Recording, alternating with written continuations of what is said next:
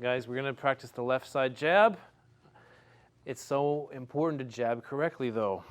Don't do this. Don't lurch. Let's take a stomp and punch that way. I want you instead to develop the skill of twisting. Your hand should be projecting out as a factor of your body turning away. In other words, the harder you throw your right shoulder back, the more your left shoulder should go forward. The jab also has a lot to do with your feet. When the left hand projects, the left heel will go up and the right toes will go up. I'm exaggerating, they don't go up this much, but generally you'll feel the weight of your feet shifting that way when you're doing it correctly. I see too much lunging. Instead, it's turning away. So again, as your left hand projects forward, the left heel goes up and the right toes go up. And why does that happen? Because you're turning in place. It's a central axle. That's it. Break yourself of the habit now, at the beginning, of doing that lungy thing. Once that gets into people, it never gets out. It's annoying. Okay. I mean, we have Cam's going to go do a fight, and he still does that. Like it's WWE, you know? So anyway, turn away to send the hand out. Okay? Right. And unite your whole body as you do it. It's less about your tricep extension and more about your hip twisting. Okay? So, I'm going to call a number.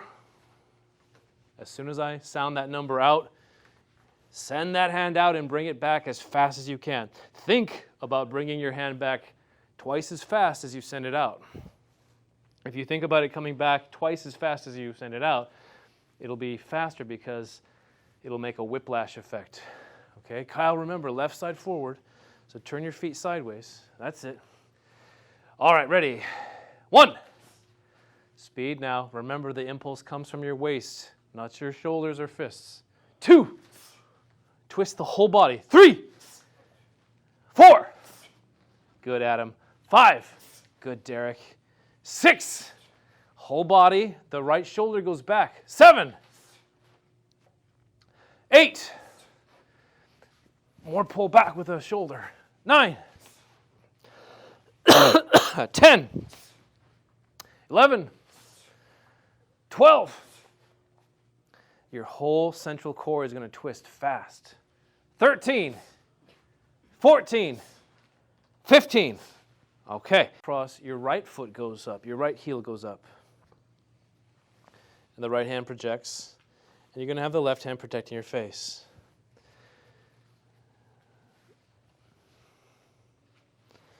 Again, you're turning from the center. You're not lurching. You're not leaning forward to punch. Break yourself of that habit now. The second punch follows quickly on the heels of the first. If the first comes from a projection this way, the second will come from a projection the other way. But notice how you still have equal weight on both feet. It's just the area of the foot that contacts the ground that shifts. The heel goes up and the heel goes up. The heel goes up and the heel goes up. But still, I'm situated centrally. In fact, I have a little crouch to me. Put a little crouch into your punch because that connects you with the ground and it helps you have the ground to drive against, to project. I saw a reel the other day. Somebody was punching and he had pretty good shoulder strength, but he was leaning like this and his foot was off the ground. That's incorrect. Crouch and drive. Crouch and drive. And come back and turn in place. And again, do not lurch forward. That's it. This is what I want you to do. Throw the jab, crouch. Also look how my foot goes out a little bit. My foot has to go out because to throw the right cross, you have to be square. I know our rule is you want to keep your body sideways to present yourself from presenting your abdomen forward. But you have to break that rule to throw the cross. You have to be square for at least the brief moment of the punch, because you need to turn your body and project the right side. So it's automatic that you're going to show your belly for a brief instant. But then you come back. So you're going to project and come back. 1, 2, and back. 1, 2, and back. 1, 2, and back. 1, 2, and back. Don't forget the back part. But look how the feet do all that work. All right, now this is your time to do it. I'll count the number, you guys do it. Ready?